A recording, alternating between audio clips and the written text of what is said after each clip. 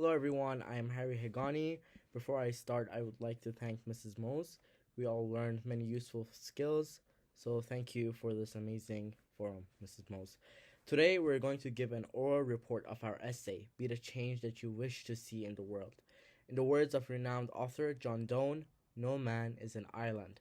Because we're social beings, we humans rely on others for our health and happiness. So it's important that we socialize with others. In order to be connected with others through healthy relationships, there are of course some aspects of our personality that we can develop so that we can become better versions of ourselves. These include performing random acts of kindness, um, having and knowing about emotional intelligence, properly managing conflict, and being mindful about what we say. From my experience, helping out an elderly by carrying their grocery bags will influence that person because at that moment, the elderly might have felt alone with no one to care for them. But when we step in to help, they become overjoyed. Why? Because they know that the world still cares about them. Additionally, as a result of their happiness, we become joyful since we're social creatures. What I'm trying to say is that performing random acts of kindness brings joy in the world. Not only the giver and receiver of random acts of kindness receive joy, but also the people who witness it. This allows people to come closer together and increase empathy in a community. So start spreading kindness and put a smile on everyone's faces. As rightly said by Tara Maya Robson, when awareness is brought in emotion, power is brought to your life. Hello everyone, my name is Mrinalini and I'll be speaking on emotional intelligence, which according to me is one of the most constructive and essential qualities of a person's nature that helps them build and form healthy relationships with their close ones.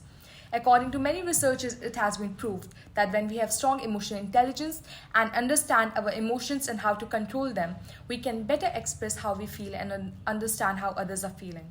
This allows us to communicate more effectively and forge stronger relationships at work and in our personal life. From my experiences, recognizing personal triggers, making yourself aware of your emotions, and acknowledging them does wonders in making one's relationship with others strong and hearty. As a girl, the baggage of emotions and mood fluctuations comes free with us, especially during the premenstrual cycle. This sometimes might prove to be very overwhelming and difficult to manage. However, when I finally acknowledged that I tend to be rude during the week before my menstrual cycle, I confronted my close ones next time to forgive me for any of my unintended reactions or behavior that might hurt their sentiments. This made my communication stronger with them and relaxed me during the tough time as it supported and understood me better. Therefore, EQ brings us closer to our close ones as well as our goals by strengthening our bonds. Hi, my name is Kingston and I often have conflicts, mostly with my parents, but usually we're just arguing about when I'm going to sleep because I could stay until midnight and watch videos and know that it's bad and I know that we're not discussing this problem. The point is, conflicts are inevitable, hence why conflict management is a vital skill to learn. After many accountability partners meeting, I discussed with my teammates of all types of conflicts, from personal to international, and we all agree that these events are never a happy thing. Mr. Mender aptly said it is a human being's nature to feel happiness, and conflict management, if done right, can grant that. So, what is conflict management? Conflict management to me is making decisions, kind of like economy, except that the decisions are specifically used to deal with conflicts. Negotiation, mediation, trust, conflict management styles, and performance. These are the skills that researchers have found to be important in conflict management. If we master these skills, then one day, perhaps just one day, conflicts can be easily resolved.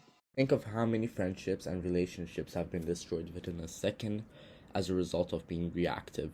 Words are so powerful that one thoughtless statement can destroy everything you are. The words may be forgiven, but they will not be forgotten.